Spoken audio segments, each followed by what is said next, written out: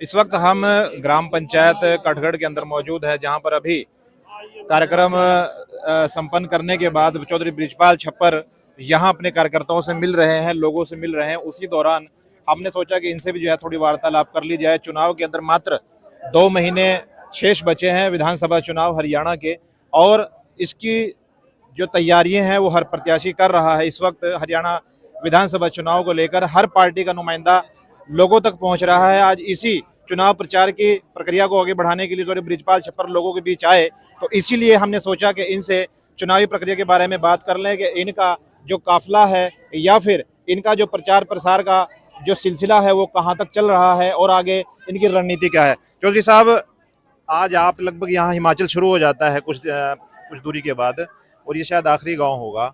आपने ये बात भी बताई है कि यहीं से हमने अपना राजनीतिक सफर शुरू किया था, तो कैसा अनुभव रहा आपका? सबसे पहले तो मैं आपका अलीजान जी धन्यवाद करता हूँ। आपके चैनल का अनुभव तो बहुत बढ़िया अनुभव रहा हमारा। और जब हमने शुरुआत की, मेरी बात याद आ गई 19 साल पहले। हमने कटगढ़ के हर घर के अंदर, हर घर से जितने परिवार हैं सबको मैं जानता हूँ। हमने बहुत समय व्यतीत किया इस गांव में, और ऐसा लगता है कि जैसे छप्पर से जब भी हम कभी चलते थे तो यहीं ठहरते थे, लगातार यहीं हम ठहरते थे। हमारे साथी, मैंने नाम लिए उनके, जैसे मनीष गुज्जर साहब बैठे हैं, तो ये ने बढ़िया साथी थे, ने लड़ाई लड़ रहे हमारी लगातार। अब लगभग शेष 2 महीने चुनाव के अंदर बचे हैं, तो क्या उम्मीद जता रहे हैं कांग्रेस टिकट को लेकर आप? देखो, टिकट की तो हमें पूरी यार, ये टिकट की है या चुनाव की है? नहीं, टिकट की भी है, चुनाव की भी है। देखो, जो जिस प्रकार पार्टी हाईकमान फैसला कर रही है कि सर्वे के आधार पे टिकट मिलेगा, और सर्वे पे आप ये मान के चलो कि देखो, हर आदमी इस बात को मानता है कि हम 24 घंटे, चलो बात तो दुनिया रही है, लेकिन हम 24 घंटे लगातार लोगों के बीच में है, चाहे गर्मी चाहे सर्दी, चाहे चुनाव हुआ या नहीं आए हैं। और उसी का परिणाम है ये सढौरा विधानसभा क्षेत्र के अंदर 98,000 वोट पड़नी पार्लियामेंट के कैंडिडेट वरुण मलाना जी को। ये कार्य जनता के बीच में और नेताओं के बीच में कार्यकर्ता होता है हमारे जैसे, हम लोगों के बीच में जाते रहे, लोगों को जागृत करते रहे हैं। ये उसी का परिणाम है। किसी की समस्या है, किसी की दुख की बात है, किसी की सुख की बात है। बृजपाल जी, जैसा हम भी आपके हलके में लगभग 24 घंटे में से 7-8 घंटे बिताते हैं, मैं लोगों से पूछता हूँ, मैं सवाल आपसे करना चाहता था लेकिन आज प्रोग्राम में यहाँ आए किसी और काम से थे, लेकिन पता चला कि यहाँ प्रोग्राम है, आपसे बातचीत कर लें। लोगों ने एक बात बताई, चाहे वो जेजेपी का हो, चाहे बीजेपी का हो, चाहे इनेलो का हो, चाहे बीएसपी का हो, कि भाई बृजपाल आदमी अच्छा है, वोट हम उसको नहीं देंगे, लेकिन प्रचार के मामले में, मेहनत के मामले में नंबर 1 पर है बृजपाल छप्पर। वो वोट हम किसको देना किसको दें वो तो हमारी अपनी एक इच्छा है।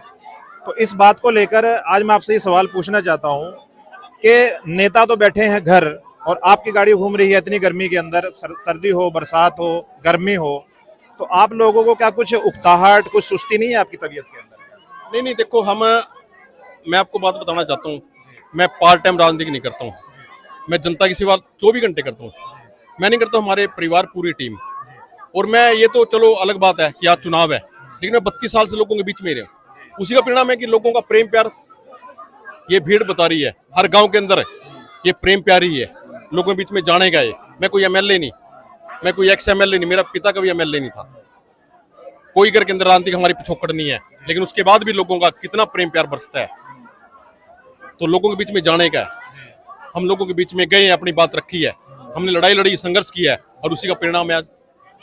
कितनी एक्सपेक्ट कर रहे हैं इस वक्त चुनाव अगर हो जाए 1-2 महीने के बाद, आप अपने जो वोट आपको मिलेगा, कितनी एक्सपेक्ट कर रहे हैं आपकी बार? देखो, 98,000 हमारे पार्लियामेंट के अंदर वोट रही है। आप ये मान के चलो कि 1.25 लाख प्लस वोट सढौरा विधानसभा क्षेत्र से 100% पड़ेगी। 100%? 100%, 1.25 लाख वोट। अच्छा, हाँ। तो अब अगली रणनीति क्या है? आप अपना जो काफिला है धीरे धीरे बढ़ा रहे हैं, कैसा वर्करों को जोड़ रहे हैं, लोगों को अपने साथ जोड़ रहे हैं, तो बीजेपी भी कह रही है कि कांग्रेस के पास कुछ नहीं है। नहीं, बीजेपी के पास ही कुछ नहीं है, बीजेपी तो साफ हो गई है, बीजेपी के पास कोई कैंडिडेट ही नहीं है। लोगों की नजरें, जो पूरे प्रदेश की नजरें तो हुड्डा साहब की तरफ टिक गई है, सढौरे की नजरें हमारे पर टिक रही है, कि लोगों को एक उम्मीद जगी है, लोगों को एक भरोसा, विश्वास कि सढौरे का भला यदि कोई कर सकता है तो हम कर सकते हैं। यही भीड़ का कारण है। नहीं, लोग मायूस हो गए हैं, लोग दुखी हो गए हैं, क्योंकि जो भी आज तक विधायक बने, कोई बने, एक बार वोट लेकर के वापिस नहीं कभी आए। ये विडंबना रही है विधानसभा सढौरा की कि जो यहाँ का वोटर है विधानसभा सढौरा का, उसको आज तक टिकट ही नहीं मिला, या वो विधायक ही नहीं बना। टिकट तो मिला, विधायक नहीं बना। बस ये दुर्भाग्य लगा लो, तभी आज पिछड़ रहा सढौरा। मैं तो बार बार कहता हूँ, पिछड़ने का सबसे बड़ा कारण ये है, देखो 70,000 से 80,000 SC वोट है। मेरा तो आपके चैनल के माध्यम से यही है कि हल्के का आदमी होगा, उसका गांव भी होगा, गुआंड भी होगा, और भी के होंगे जानकार रिश्तेदार है, तो उसका फायदा ज्यादा और वो लोगों का फायदा भी ज्यादा करेगा। अब बाहर का कोई MLA बनेगा तो बाहर के काम करेगा। अब जैसे कटगढ़ के हैं, यहाँ के 3-4 माजरे हैं, अगर कटगढ़ का सरपंच बनेगा तो की कोशिश रहेगी पहले काम यहाँ का होगा, बाद में देखेगा रामपुर गंडे के, बाद में देखेगा उत्तम बढ़ेगा। तो फर्क है उस बात में। आपने सारी समस्याएं पूरे हलके में जान के जैसे आपने बताया है, तो पता है आपको स्कूल की क्या है, शिक्षा की क्या है, पुल की क्या है, सड़क की क्या है, ग्राम पंचायतों की क्या है? पूरे विधानसभा क्षेत्र के अंदर 272 गांव हैं, 201 लगभग पंचायतें हैं। हर गांव की कल्ले कल्ली समस्या का मुझे पता है। अब पिछले दिनों 2014 के लगभग, मेरे याद नहीं वैसे, ये रामपुर गंडे का पुल टूट गया, बरसात ज्यादा ही है, लोग परेशान हो गए हैं। बीजेपी की सरकार रहेगी, लेकिन हम चुनाव हार गए, लोग परेशान हुए, ने इकट्ठे होकर के सरकार के पास गए, जवाब दे दिया कि हमारे पास पैसे नहीं है इतने, हम कहाँ से लगाएं पुल। मैं आपको प्रैक्टिकल बात बता रहा। तो उसके बाद हमारे पास आए हैं, बल्कि एक मंत्री के पास गए, उसने कह दिया कि जितने लोग रहते हैं वे ऐसा करो इधर ही रह लो। तो जब हम हमारे पास गए, हम इकट्ठे हुए हैं, पूरा गाँव रामपुर गेंदा हमारे साथ गया, और हमारे आज भी बात याद है, हमारे यहाँ SDM थी, उसको मिले ज्ञापन दिया, CM विंडो लगाई है, तो उसकी लड़ाई हमने लड़ी है और पुल भी बन गया।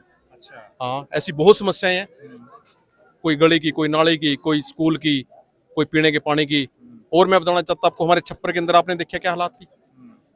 जिम्मेवारी तो MLA की थी, जिम्मेवारी 4 MLA बैठे हैं हमारे यहाँ, लेकिन किसी ने लड़ाई लड़ी है। उन्होंने तो कहा है कि विधानसभा में मैंने आवाज उठाई है स्कूल की। विधानसभा में आवाज उठाना एक अलग है, लेकिन उसको काम करना एक अलग है। घोषणा पत्र तो पार्टी कितने करती है, घोषणा पत्र तो बीजेपी ने कहा था कि 15-15 लाख हम देंगे, लेकिन दिया तो किसी ने। सवाल तो काम करवाने का है।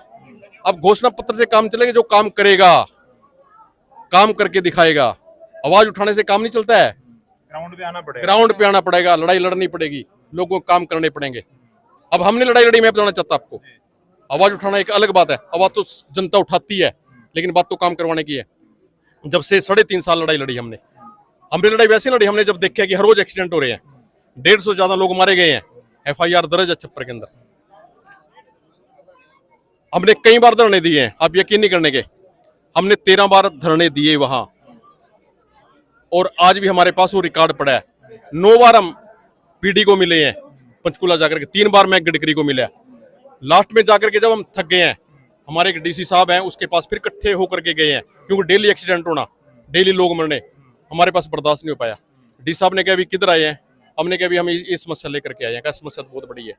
उसने ऐसी 4 लाइनें लिखी हैं, और उसने लिखा कि ये जो पॉइंट है, क्योंकि हाईवे जो बनता है, सड़क जो बनती है, वो जल्दी जाने के लिए है, ताकि लोगों को असुविधा ना मिले। लेकिन छप्पर के अंदर जब से ये हाईवे बनाया, पैसा कांग्रेस सरकार का था, बनाया बीजेपी ने, वो बात एक अलग है, लेकिन जब से वो बनाया, वहां एक्सीडेंटों का ग्राफ बढ़ा है।